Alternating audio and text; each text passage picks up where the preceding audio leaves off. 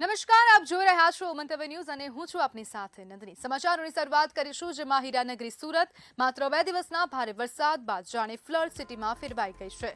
6 અને 7 જુલાઈ દરમિયાન પડેલા આશરે 18 ઇંચ વરસાદે શહેરની વ્યવસ્થાની પોલ ખોલી દીધી છે। વરાછાથી લઈને વેસુ સુધી અનેક વિસ્તારો જળબંબાકાર બન્યા છે। ડુંભાલ, પુણાગામ, મગોબ, વડોદરા, લિંબાયત, સચિન, સરથાણા, પર્વત પાટિયા અને હીરાબાગ સહિતના વિસ્તારોમાં ઘરો અને દુકાનોમાં વરસાદી પાણી ઘૂસી જતા જનજીવન અસ્તવ્યસ્ત બન્યું છે। પાણી ભરાવાના કારણે લોકોને ભારે હાલાકીનો સામનો કરવો પડી રહ્યો છે, તો બીજી તરફ વેપારીઓ અને રહેવાસીઓને કરોડો રૂપિયાના માલસામાન અને ઘરવખરીને નુકસાન થયું।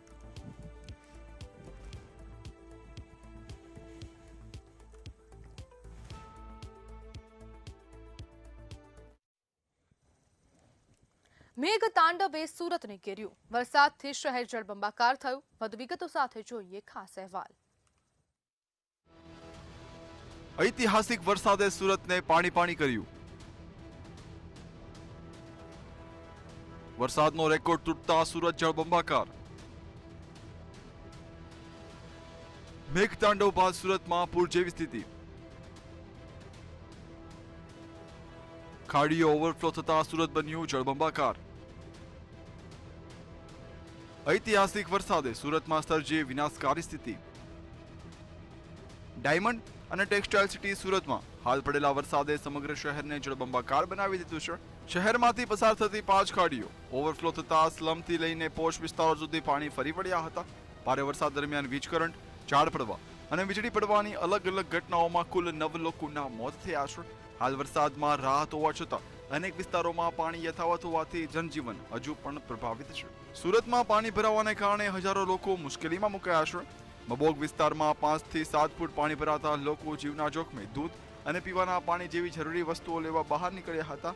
લિંબાયતની મીઠી ખાડી ઓવરફ્લો થતા અનેક સોસાયટીઓ પાણીમાં ઘેરાઈ ગઈ છે અને હજારો લોકો ઘરોમાં જ ફસાઈ ગયા છે। સુરતમાં પડેલા અતિ ભારે વરસાદે 1941નો 85 વર્ષ જૂનો વરસાદનો રેકોર્ડ તોડી નાખ્યો છે। શહેરના સરથાણા વિસ્તારમાં સૌથી વધુ 19 ઇંચ અને વરાછામાં 18.16 ઇંચ વરસાદ નોંધાયો હતો। શહેરના લગભગ તમામ વિસ્તારોમાં પાણી ભરાતા લોકોને બહાર કાઢવા ટ્રેક્ટર અને ડમ્પરની મદદ લેવામાં આવી હતી। હાલ સ્થિતિમાં સુધારો થતા બીઆરટીએસ, સિટી બસ અને એસટીના મોટા ભાગના રૂટ ફરી શરૂ કરવામાં આવ્યા છે, જો કે અનેક વિસ્તારોમાં હજુ પણ પાણી ભરાયેલા છે। બ્યુરો રિપોર્ટ, મંતવ્ય ન્યૂઝ। સુરત જિલ્લાના ઓલપાડ તાલુકાના સાયણ ગામમાં ભારે વરસાદ બાદ પાણી ભરાવાની સ્થિતિ સર્જાઈ છે। ભારે વરસાદના કારણે વિવિધ સોસાયટીઓ અને નીચાણવાળા વિસ્તારોમાં પાણી ભરાઈ ગયા છે, જેના કારણે સ્થાનિક લોકોને ભારે મુશ્કેલીનો સામનો કરવાનો વારો આવ્યો। પરિસ્થિતિની જાણ થતાં ઓલપાડ તાલુકાના ધારાસભ્ય મુકેશ પટેલ અસરગ્રસ્ત વિસ્તારોની મુલાકાતે પહોંચ્યા। તેમણે સ્થાનિક પરિવારો સાથે મુલાકાત કરી નુકસાનીનો તાગ મેળવ્યો હતો। છેલ્લા 2 દિવસથી ગુજરાતની અંદર જે કે વરસાદ વરસી રહ્યો છે અને ખાસ કરીને દક્ષિણ ગુજરાતની અંદર એમાં પણ ગઈકાલે સુરત જિલ્લાની અંદર 16 થી 18 ઇંચ વરસાદ પડવાથી અને ઓલપાડમાં બી લગભગ 16 થી 17 ઇંચ વરસાદ પડવાથી એક સાથે આટલો વરસાદ ઇતિહાસની અંદર પહેલીવાર આટલો વરસાદ અહીંયા જોવા મળ્યો છે। ઓલપાડની તાસીર એવી છે કે સમગ્ર જિલ્લાનું પાણી ઓલપાડ થઈને સમુદ્ર માર્ગે જતું હોય છે। એના કારણે આ પાણી સાયણ ગામની અંદર ભરાયું હતું। સાયણ ગામની અંદર કાશીનગર છે, અંબિકાનગર છે, દ્વારકાધીશ સોસાયટી જે નીચાણવાળી સોસાયટી છે એની અંદર ઘરોમાં પણ પાણી ગયા છે। રાજકોટ જિલ્લાના ધોરાજીથી જૂનાગઢ તરફ જવાનો માર્ગ વાહન ચાલકો માટે આફતનો માર્ગ બની ગયો છે। ઓવરબ્રિજની ધીમી ગતિએ ચાલી રહેલી કામગીરી વચ્ચે ચોમાસાના વરસાદે લોકોની મુશ્કેલીમાં અનેક ગણો વધારો કર્યો। કાચા ડાયવર્ઝન પર પડેલા ખાડાઓના કારણે દરરોજ હજારો લોકો જીવના જોખમે પસાર થવા મજબૂર બન્યા છે। ઉદ્યોગકારોથી લઈને ભાજપના આગેવાનો સુધી તંત્ર સામે રોષ વ્યક્ત કરવામાં આવ્યો।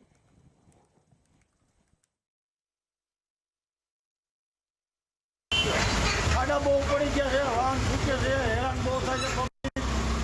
વરસાદની સાથે ડાયવર્ઝન સુધારે એવી માગણી કરે છે બધા। ક્યાંથી ક્યાંનો રસ્તો છે? ધોરાજી જૂનાગઢ રોડ। કેવો થઈ ગયો છે રસ્તો? અંગાર થઈ ગયો છે, ખાડા બહુ પડી ગયા છે, ઓવરબ્રિજનું કામ ને હાલે છે, એની સાથે પાણી બહુ ભરાય છે, ગોઠમ ખાડા પડી ગયા છે, બધા બહુ હેરાન થાય છે। એની અંદર 2 વર્ષથી આ ગોકળ ગઈ ગતિએથી ઓવરબ્રિજનું કામ ચાલુ છે। એનું એક ખરેખર તો પાકું ડ્રાઇવર્ઝન હોવું જોઈએ અને બદલે કાચું ડ્રાઇવર્ઝન છે। અને બીજું કે આરએનબીના પુલનું કામ ચાલુ છે। એ 3 જગ્યાએ જુનાગઢ રોડ પર ખોદી અને પુલનું કામ ચાલુ છે। આના ડ્રાઇવર્ઝનો કાચા ડ્રાઇવર્ઝન કાઢ્યા છે। અત્યારે એમાં પાણી ભરાઈ ગયું છે। અમારા પ્લાસ્ટિક ઇન્ડસ્ટ્રીઝના જે કાચા માલ અને પાકા માલના વાહનો આવે છે એ અવરજવર બંધ થઈ ગઈ છે. ધોરાજીમાં જે જુનાગઢ રોડ ઉપર ઓવરબ્રિજ બની રહ્યો છે તેના કોન્ટ્રાક્ટર દ્વારા ધોરાજી શહેર સંગઠન દ્વારા અને ધારાસભ્ય દ્વારા અવારનવાર રજૂઆત કરવા છતાં તે જે કાંઈ એને બાયપાસ જે કરવાનું થાય છે, ડાયવર્ઝન જે કરવાનું થાય છે એ ડાયવર્ઝન કરવામાં ઘણી ઢીલી નીતિ રાખે છે. અમરેલી જિલ્લામાં વરસાદે વિરામ લેતા જ ખેડૂતો અને ખેત મજૂરો ફરીથી ખેતીકામમાં વ્યસ્ત બન્યા છે. અગાઉ પડેલા અતિભારે વરસાદના કારણે ખેતરોમાં પાણી ભરાઈ ગયા હતા, જેના લીધે અગાઉ કરેલી પાકની વાવણી સંપૂર્ણ નિષ્ફળ ગઈ છે. આ સ્થિતિના કારણે ખેડૂતોને મોટું આર્થિક નુકસાન વેઠવાનો વારો આવ્યો. મેઘરાજાએ વિરામ લેતા જ ખેડૂતો દ્વારા કપાસ સહિતના પાકોની ફરીથી વાવણી શરૂ કરવામાં આવી.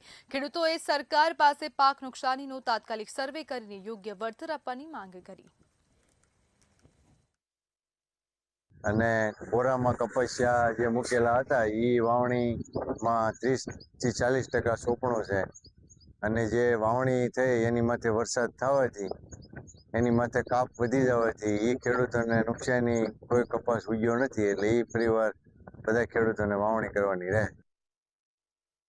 જૂનાગઢના માંગરોળ તાલુકામાં અનરાધાર વરસાદ વરસી રહ્યો છે. ભારે વરસાદના કારણે ખેતરોમાં ઘૂંટણસમાં પાણી ભરાતા ખેડૂતોને ભારે નુકસાન વેઠવાનો વારો આવ્યો છે. ગત વર્ષની સરખામણીએ આ વર્ષે ખેતી ખર્ચ પણ બમણો થઈ ગયો છે. ખેડૂતો માટે આ વરસાદ મેઘમહેર નહીં પણ મેઘકહેર સાબિત થયો. પાક નુકસાનીને લઈને તાત્કાલિક સર્વે કરી યોગ્ય વળતર આપવાની માંગ ઉઠવા પામી.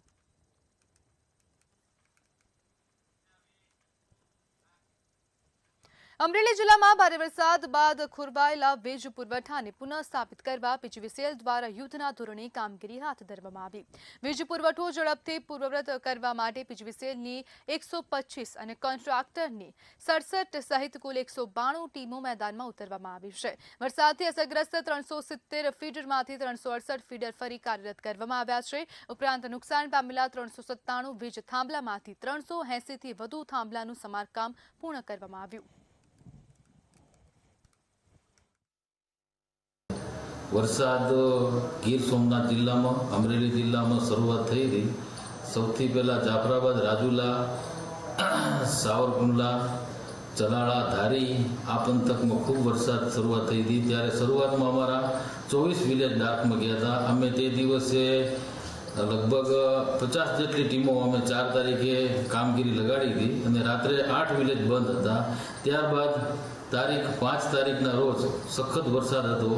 તે દિવસે પણ અમારી ટીમો 68 જેટલી ટીમ કામગીરી કરતી હતી અને તારીખ 6/7/2026ના રોજ ટોટલ અમારી કોન્ટ્રાક્ટરની ટીમો 125 ટીમ હતી અને ડિપાર્ટમેન્ટની 125 ટીમ હતી. 67 ટીમો અમારી કોન્ટ્રાક્ટરની હતી. એમ અમારા ટોટલ 370 ફીડર બંધ હતા, જે પૈકી આજે 368 ફીડરની કામગીરી પૂર્ણ થઈ ગઈ છે. જૂનાગઢના ભડાવાવ પાસે પાણીની પાઇપલાઇન બ્લાસ્ટ થતા રસ્તા પર મસમોટો ભૂવો પડી ગયો છે. પાઇપલાઇન લીક થવાના કારણે રસ્તા પર લાખો લીટર પાણી ફરી પડતા વાહન ચાલકોને ભારે હાલાકીનો સામનો કરવો પડી રહ્યો છે. આ ઘટનાને પગલે તંત્રની નબળી કામગીરી સામે ગંભીર સવાલો ઉભા થયા છે. તાત્કાલિક ધોરણે રસ્તા અને પાઇપલાઇનનું સમારકામ કરવામાં આવે તેવી માંગ ઉઠી. ધારાગઢ દરવાજા પાસે ઓચિંતા રોડ ઊંચો થયો એટલે એક બાઇક વાળાને મેં ના પાડી કે ભાઈ જાતો નહીં, આગળ રોડ તૂટી ગયો છે અને ખાડો પડી ગયો તો અંદર પડી. તો એ બાઇક વાળો ગયો અને પછી એને અમે ગાઈડો 2-3 જણાએ થઈને. અને આ જે ધાર્મિક સ્થળ છે ગિરનાર તળેટી એ જવાનો મેઇન રોડ છે. એટલે મારી એવી માંગણી છે કે જેમ બને એમ તાત્કાલિક આ રોડનું સમારકામ કરી અને સારી રીતે રોડ વ્યવસ્થિત બનાવે, જેથી કરીને કોઈ બીજી હાનાકાની કે નુકસાની થાય નહીં. ચોમાસા પહેલા જ સુરેન્દ્રનગર જિલ્લાના ધ્રાંગધ્રામાં કાદવ કિચડની સમસ્યાએ સ્થાનિકોની મુશ્કેલી વધારી દીધી છે. વોર્ડ નંબર 1ની સાઈ પેલેસ સોસાયટીમાં મુખ્ય માર્ગ કાદવ કિચડથી ભરાઈ જતા રહેવાસીઓ નરકાગાર જેવી સ્થિતિમાં જીવવા મજબૂર બન્યા છે. બાળકો, વૃદ્ધો અને દર્દીઓને ઘરની બહાર લઈ જવામાં ભારે હાલાકી પડી રહી છે. તે અમારે 10 વર્ષથી ના પ્રોબ્લેમ છે. ખારગોવાનો બધો બંધ છે, પાણીનો રોડ રસ્તાનો છે અને બાળકો પણ જઈ શકતા નથી. સવારમાં સ્કૂલે જવાનું ત્યારે અમારે વિચારવું પડે છે કે અમારે બહાર કેવી રીતે નીકળવાનું. એવી રીતે બધા જ પ્રોબ્લેમ થાય છે. અને વૃદ્ધા બીમાર માણસ હોય તો એને કેવી રીતે એમ્બ્યુલન્સ પણ અંદર આવી શકે તેમ નથી અંદર. હવે હોસ્પિટલ કેવી રીતે પહોંચાડવા, ઇમરજન્સી હોય તો હોસ્પિટલે કેવી રીતના પહોંચાડવા. વારંવાર નગરપાલિકાએ અમે જઈશી 10 થી 12 વાર જઈ આવ્યા છીએ, પણ તોય આનું કાંઈ નિરાકરણ લાવતા નથી. અમારી પરિસ્થિતિ દર ચોમાસાની અંદર બહાર નીકળી ન શકાય એવી પરિસ્થિતિઓ છે. શાકવાળા નથી આવી શકતા, દૂધવાળા નથી આવતા, ઇવન ક્યાંય બહાર જવું હોય તો રિક્ષાવાળા પણ અમને અહીંયા આવવાની ના પાડે છે. અમારી આ પરિસ્થિતિ અમે કેટલી વાર નગરપાલિકાને જઈને રિક્વેસ્ટ કરી છે, પણ કોઈ જોવા નથી આવતું અને આવે છે તો વડાળ કરીને વયા જાય છે. કોઈ કઈ કામ કરતું નથી. અમારે છોકરાઓની સ્કૂલે જવા માટે પણ બહુ તકલીફ પડે છે. નોકરી ધંધાવાળાને બહુ તકલીફ પડે છે. રાજ્યમાં ચોમાસાની સિઝન શરૂ થતાં જ ઠેર ઠેર વરસાદી માહોલ સર્જાયો છે. ત્યારે કેટલાક વિસ્તારોમાં રોડ રસ્તા નહીં હોવાને લીધે સ્થાનિકોને ભારે મુશ્કેલીનો સામનો કરવો પડી રહ્યો છે. ત્યારે હાલ ધાંગધ્રા શહેરના વોર્ડ નંબર 1 માં છીએ. અહીંની સ્થિતિ ખૂબ જ મુશ્કેલી ભરી છે. હું કેમેરામેનને કહીશ કે આ દ્રશ્ય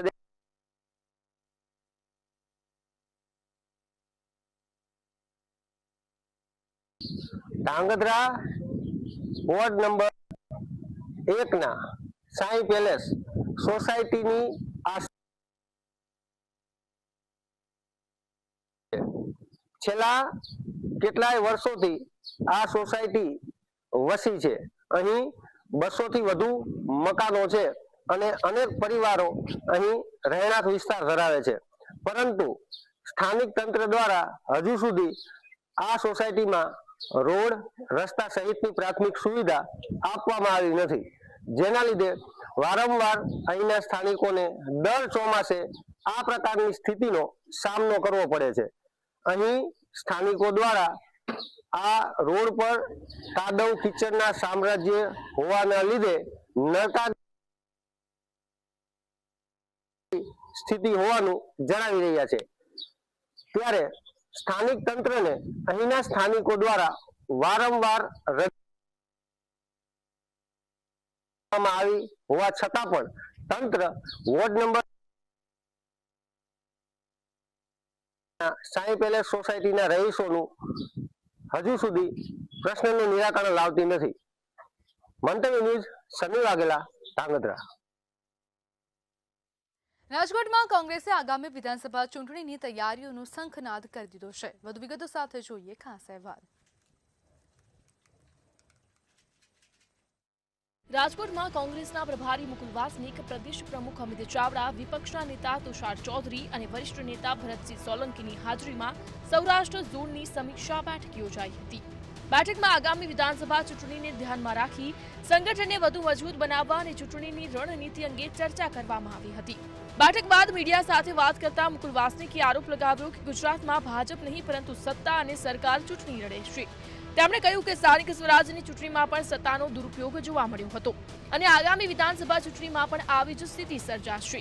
જોકે કોંગ્રેસ આ પડકારનો સામનો કરવા માટે સંગઠનને વધુ મજબૂત બનાવી રહી હોવાનું તેમણે જણાવ્યું હતું. भारतीय जनता पार्टी जिस रास्ते पर चली है, मैं नहीं समझता हूं कि वो कभी रास्ता बदलेंगे और संविधान में जो अभिप्रेत है उसके अनुरूप लोकतंत्र को मानने का काम करेंगे, ये हम समझते नहीं. और इसलिए जो भी चुनौतियां भारतीय जनता पार्टी की तरफ से आने वाले दिनों में खड़ी होगी, उसका हर तरीके से मुकाबला करने के लिए संगठन को चुस्त दुरुस्त बनाने की दिशा में हमारा प्रयास चल रहा है. ખેડૂતોના મુદ્દે પણ કોંગ્રેસે કેન્દ્ર સરકાર પર નિશાન સાધ્યું હતું. મુકુલ વાસનિકે કહ્યું કે મોદી સરકાર સત્તામાં આવ્યા બાદથી ખેડૂતોને સતત ગેરમાર્ગે દોરે છે. ખેડૂતોને પોષણક્ષમ ભાવ મળતા નથી અને જેને કારણે તેમની આર્થિક સ્થિતિ કફોડી બની છે. તેમણે એવો પણ દાવો કર્યો કે દેશનો ખેડૂત આત્મહત્યા કરવા મજબૂર બન્યો છે. રામ મંદિર દાન ચોરીના મુદ્દે પણ કોંગ્રેસે કેન્દ્ર સરકારને ઘેરી હતી. મુકુલ વાસનિકે કહ્યું કે રામ મંદિરના શિલાન્યાસથી લઈને નિર્માણ સુધી પ્રધાનમંત્રી મંત્રીએ શ્રેય લીધો છે, તો દાન ચોરીના મુદ્દે પણ જવાબદારી સ્વીકારવી જોઈએ. તેમણે માત્ર નાના લોકોને નહીં પરંતુ મોટા જવાબદારો સામે કાર્યવાહી કરવાની માંગ કરી હતી. आने वाले दिनों में संगठन कौन सी गतिविधियां कर रही है, जन सामान्य के सामने कौन सी समस्याएं उन्हें परेशान कर रही है, ये तमाम मुद्दों को लेकर हम हमारे साथियों के साथ विचार विमर्श कर रहे हैं. अन्य बातों के साथ जो प्रमुखता से विषय हमारे समक्ष आया है, પ્રદેશ કોંગ્રેસ પ્રમુખ અમિત ચાવડાએ સુરતમાં સર્જાયેલી પૂર પરિસ્થિતિને લઈને ભાજપ સરકાર પર આકરા પ્રહારો કર્યા હતા. તેમણે આરોપ લગાવ્યો કે પ્રી મોન્સૂન કામગીરીના નામે રાજ્યભરમાં ભ્રષ્ટાચાર થયો છે અને સુરતની સ્થિતિ માટે ભાજપના આગેવાનો તેમજ મનપા બંને જવાબદાર છે. તેમણે દાવો કર્યો કે અનેક લોકોના મોત પાછળ શાસકોની બેદરકારી જવાબદાર છે. પહેલા જ વરસાદમાં સમગ્ર ગુજરાતમાં ભારતીય જનતા પાર્ટીનો ભ્રષ્ટાચાર, પ્રી મોન્સૂન કામગીરીના નામે જે ગેરવહીવટ થયો, ભ્રષ્ટાચાર ને સરકારની ગુનાહિત બેદરકારી સામે આવી છે. જે રીતે વરસાદની શરૂઆતમાં જ આખા ગુજરાતમાં પહેલા જ રસ્તાઓ ધોવાઈ ગયા, અનેક જગ્યાએ મોટા ભૂવાઓ પડ્યા, અનેક જગ્યાએ બ્રિજ તૂટ્યા. એ ભાજપનો ભ્રષ્ટાચાર આજે ખુલીને બહાર આવી રહ્યો છે. આગામી વિધાનસભા ચૂંટણી પહેલા કોંગ્રેસે સંગઠનને સક્રિય બનાવવાની સાથે ભાજપ સરકાર સામે આક્રમક વલણ અપનાવ્યું છે. હવે આ રાજકીય પ્રહારોનો ભાજપ કેવી રીતે જવાબ આપે છે તેના પર સૌની નજર રહેશે. ધ્રુવ કુંડેલ, મંતવ્ય ન્યૂઝ, રાજકોટ. મહુવાના ગાંધીબાગ વિસ્તારમાં ગેરકાયદેસર દબાણો સામે કડક કાર્યવાહી હાથ ધરવામાં આવી છે. તંત્ર દ્વારા અનેકવાર ગેરકાયદેસર દબાણ કરનારા લોકોને નોટિસ આપવામાં આવી. નોટિસ આપવા છતાં દબાણો દૂર ન કરાતા ડિમોલિશનની કામગીરી હાથ ધરવામાં આવી છે. કોઈ અનિચ્છનીય ઘટના ન બને તે માટે પોલીસ બંદોબસ્ત પણ ગોઠવવામાં આવ્યો. તંત્રની કાર્યવાહીથી દબાણકર્તાઓમાં ફફડાટ ફેલાવશે. નગરપાલિકા વિસ્તારમાં જે જાહેર રસ્તાઓ છે, નગરપાલિકાની જગ્યાઓ છે, એની ઉપર જે પાકા કેબિનો અને પાકા ગેરેજો બનાવીને જે કંઈ પણ દબાણો કર્યા હતા એને અમે અગાઉ પણ નોટિસો આપી હતી. છેલ્લે પણ 1 દિવસ 2 દિવસનો ટાઈમ આપીને ફરીથી પણ છેલ્લે 3 નોટિસો આપી. તેમ છતાં પણ દબાણો એ લોકોએ દૂર ન કરતા આજે નગરપાલિકા દ્વારા પૂરતો સ્ટાફ અને બંદોબસ્ત રાખી અને આ જે કંઈ પણ લોકોને ખરેખર નડતરરૂપ છે, રસ્તાઓ જે છે એ સાંકડા કરી દીધેલા છે, એને હટાવવાની કામગીરી આજે નગરપાલિકા દ્વારા કરવામાં આવી રહી છે.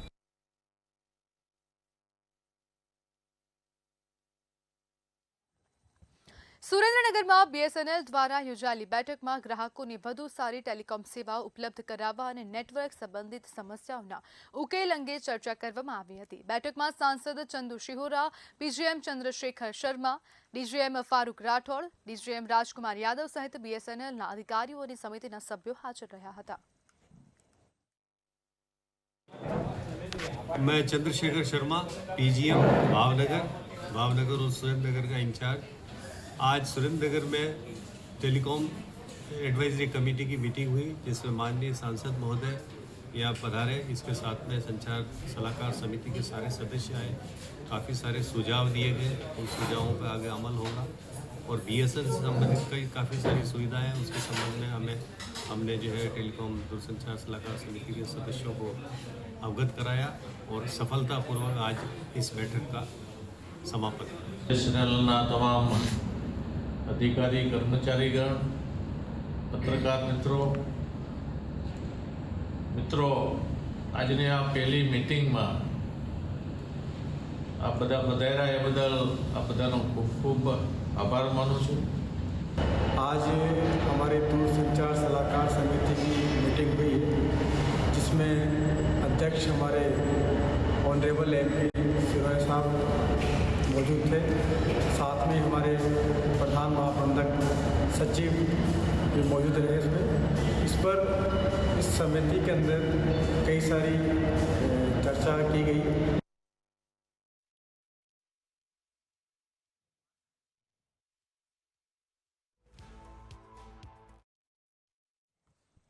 સમાચારમાં આગળ વાત કરીએ તો સુરત ખાતેથી સમાચાર સામે આવી રહ્યા છે. ખાડીપુર મુદ્દે હાઈ લેવલ બેઠક કરવામાં આવી રહી છે. સમાચાર સામે આવ્યા સુરતથી આ સમાચાર. ખાડીપુર મુદ્દે હાઈ લેવલ બેઠક યોજાઈ છે. મહત્વના સમાચાર, મંત્રી કનુ દેસાઈની અધ્યક્ષતામાં આ બેઠક યોજવામાં આવી છે. જેમાં ધારાસભ્યો અને અધિકારીઓ હાજર રહેવાના છે. કુમાર કાનાણી પણ હાજર જોવા મળી રહ્યા છે. સુરત ખાતેથી આ સમાચાર સામે આવી રહ્યા છે. ખાડીપુર સ્થિતિ અંગે સમીક્ષા કરશે.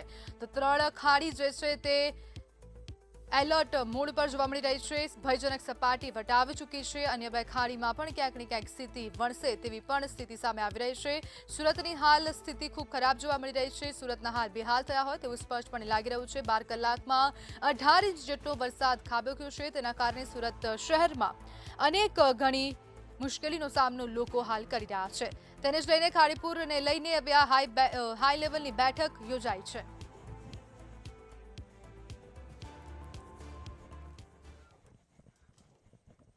તો સમાચારમાં હાલ બસ આટલું જ. વધુ માહિતી માટે જોતા રહો મંતવ્ય ન્યૂઝ. નમસ્કાર.